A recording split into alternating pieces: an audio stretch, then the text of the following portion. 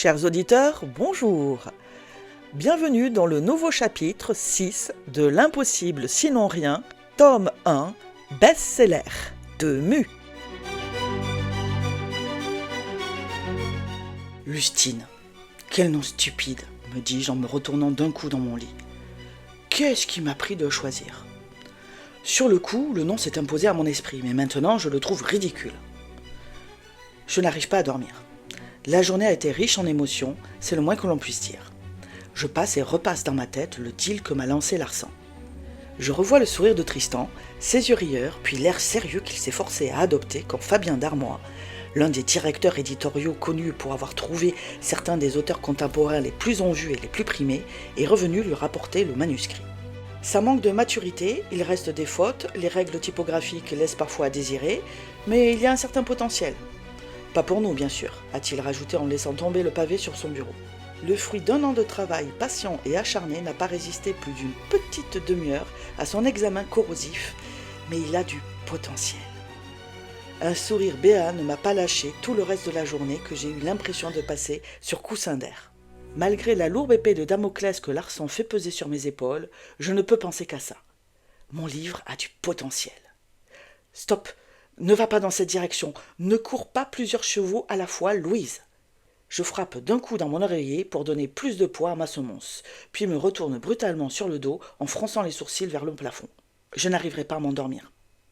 Ça fait 2 heures que j'essaie, mais je suis encore trop excitée de ma journée pour ça. On a fait tous les papiers, j'ai été présentée officiellement à tout le plateau, je ne me souviendrai demain que de 2 ou 3 noms sur la quarantaine à qui j'ai dit bonjour aujourd'hui, mais ce n'est pas grave. Je crois que le mieux est de me lever et d'attendre d'avoir enfin sommeil. Je fais mentalement la liste de toutes les personnes que j'ai appelées pour leur annoncer la bonne nouvelle de mon entrée en stage dans l'une des plus prestigieuses maisons d'édition françaises. Bonne nouvelle que je n'ai même pas fêtée. L'événement aurait bien valu une bouteille de champagne. Cette idée me décide à sortir du lit. Je n'ai pas de champagne, mais je suis sûre d'avoir une bouteille de vin rouge. Je me précipite sous l'évier du coin cuisine et en retire le bordel entassé dedans. Oui! Voilà qui fera d'une pierre deux coups, me dis-je à voix haute. Si ça ne m'envoie pas au lit rapidement, je me demande ce qu'il fera. Dans le carton où je stocke divers ustensiles de cuisine, je trouve l'ouvre-bouteille. Je n'ai pas de verre à pied, bien sûr. Je n'ai ici que l'essentiel. Je souris en me servant une bonne rasade dans un verre qui autrefois avait contenu de la pâte à tartiner. Il semblerait que je compte donc comme essentiel le fait d'avoir un ouvre-bouteille dans mon nécessaire à camping. Je contemple mon antre dans laquelle je vis depuis le début de l'année. Je suis passé d'une maison de 200 mètres carrés à un 9 mètres carrés tout compris. Mais pas les toilettes, justement. Les toilettes officielles sont sur le palier de cette chambre de bonne que je m'estime heureuse d'avoir trouvée pour un prix raisonnable au regard de toutes les horreurs que j'ai pu visiter. Au moins, celle-ci est-elle propre. Vivre dans le 18e arrondissement était un rêve enfin réalisé. Bien sûr, il y a un prix à payer. Il y en a toujours un. Je vis dans un placard à balai avec juste la place pour un lit, une place, une armoire qui doit dater de l'avant-guerre, une table, sa chaise, un évier au-dessus de son meuble et tout de suite après la douche. En forçant un peu, j'ai réussi à caser des toilettes de camping entre la cabine de douche et le mur.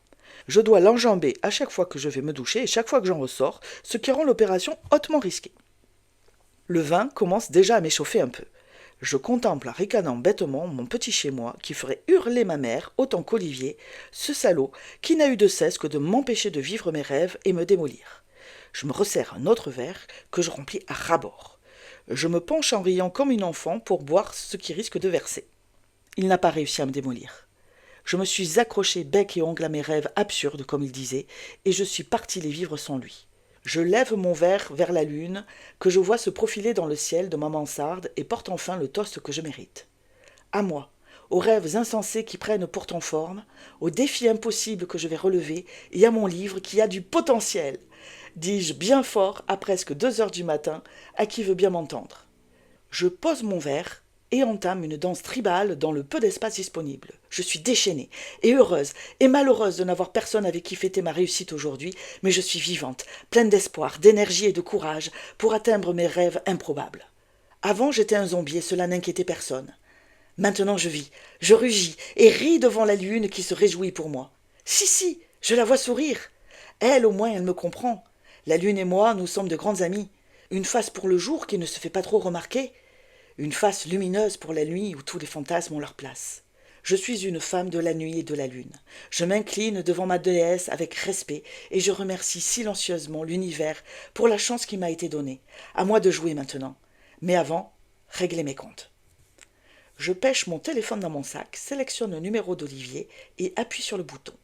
En même temps, je me resserre un verre et fais un clin d'œil à mon ami la lune. Ça dure. Je sais qu'il dort avec son téléphone sur la table de chevet. Si je tombe sur la messagerie, je rappellerai. Je ne veux pas laisser le message. Je veux le réveiller et le mettre de mauvais poil pour le reste de la semaine. « Allô ? Louise ?» dit-il d'une voix cassée par le sommeil. « Ça va ? » ?»« Très bien, c'est pour ça que j'appelle justement. » J'entends un grognement à l'autre bout de la ligne. « Putain, Louise, il est 1h47 !»« Oui, je sais, mais les bonnes nouvelles n'attendent pas. Elles ont bien attendu jusqu'à cette heure indue. » Je ricane dans ma barbe. « Oh, s'il te plaît, on a bien dit qu'on restait amis, non ? Et c'est avec les amis que l'on partage les bonnes nouvelles. » Soupir résigné à 700 km. « Tu as enfin trouvé ton stage, c'est ça ? Ce n'est pas trop tôt depuis 3 mois que tu le cherches. » J'ignore la pique perfide. « Ça valait le coup d'attendre en tout cas. Devine où je suis acceptée. Écoute, Louise, à cette heure, je ne joue pas aux devinettes. Toujours d'aussi bonne humeur au réveil, à ce que je vois. S'il te plaît. » Larsan.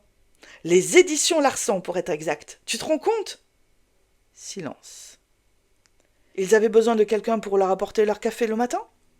Non, monsieur Longue Fourchu. Ils avaient besoin de quelqu'un pour les aider à organiser les 50 ans de la maison au prochain salon du livre. Génial ! Moi qui croyais que tu en avais marre de la com et que tu voulais devenir éditrice, bravo ! Connard. Ça t'arrive de temps en temps de voir le côté rempli de la bouteille ? Celle du rouge, en tout cas, est vide aux 3/4, suffisamment pour me donner le courage de passer sur les remarques perfides. Je sais qu'il fulmine. Il avait prédit que je reviendrais vers lui en rampant, et je fais tout sauf ramper. Quant à revenir, il peut toujours courir. Nouveau soupir. Oui, bien sûr, en tant qu'ami, je suis très content pour toi. Au moins, tu auras ton diplôme et le sacro-saint bac+5. Ce sera plus facile de retrouver du travail. Si tout se passe bien, je n'aurai pas à chercher du travail, figure-toi. À la fin du stage, j'aurai un poste. Je me mords la lèvre pour ne pas dire un truc méchant en prime. Il n'y croyait pas. Il n'y a jamais cru et a tout fait pour me faire abandonner. Alors, c'est un sacré coup dur pour monsieur je sais tout sur tout et la vie bien mieux que toi. Le silence s'installe sur la ligne. Je le laisse digérer. Il se racle la gorge. Tu as donc l'intention de t'installer à Paris ? Ce n'est pas vraiment ce que tu avais laissé entendre. L'idée de départ était de créer ma propre maison d'édition une fois formée. Mais je n'ai plus vraiment les finances pour me risquer dans un tel projet. Je pense que tu seras d'accord avec moi là-dessus. Et tes parents sont au courant de tes projets ? Maintenant, c'est à moi de soupirer. Même ensommeillé, il faut qu'ils cherchent la petite bête. Non, évidemment que non. Rien n'est fait pour le moment. Je viens tout juste de commencer. Mais tu viens de dire... Je sais ce que j'ai dit Olivier, mais avant d'avoir le poste, il faut en quelque sorte que je passe l'épreuve du feu et que je me comporte en éditeur digne de l'être officiellement. Je comprends rien. Je dois réussir un challenge et quand je l'aurai réussi, je serai éditrice à part entière. Ah ! Dans ce « ah », je peux entendre son cri de victoire et son incrédulité triompher de ma candeur. Pourquoi en suis-je encore à essayer de le convaincre ? Et pourquoi l'ai-je appelé ? Il ne fait plus partie de ma vie. Je sens la vapeur se renverser et m'ébouillanter au passage. Mon téléphone se met à trembler, à moins que ce ne soit ma main. L'appeler a été une grave erreur. Bon, eh bien, je vais peut-être te laisser te rendormir maintenant. Je voulais juste t'annoncer la bonne nouvelle, quoi. Silence. C'est quoi ce challenge ? C'est encore des méthodes à l'américaine, ça ? Je me rengorge. Je suis désolé, Olivier.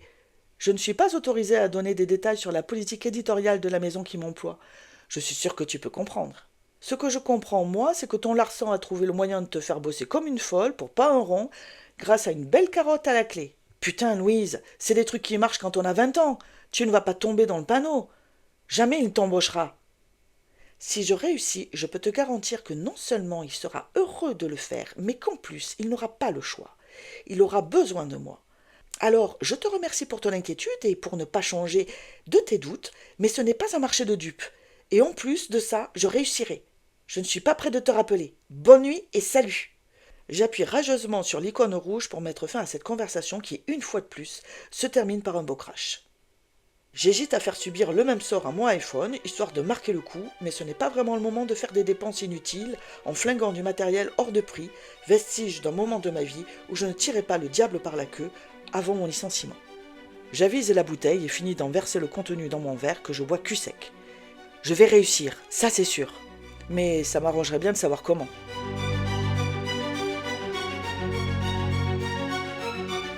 Fin du chapitre 6 de L'impossible sinon rien, best-seller. Bien sûr, si l'impatience est trop grande, n'hésitez pas à vous rendre sur le site d'Amazon pour acheter la version papier ou la version e-book de L'impossible sinon rien, de Mu.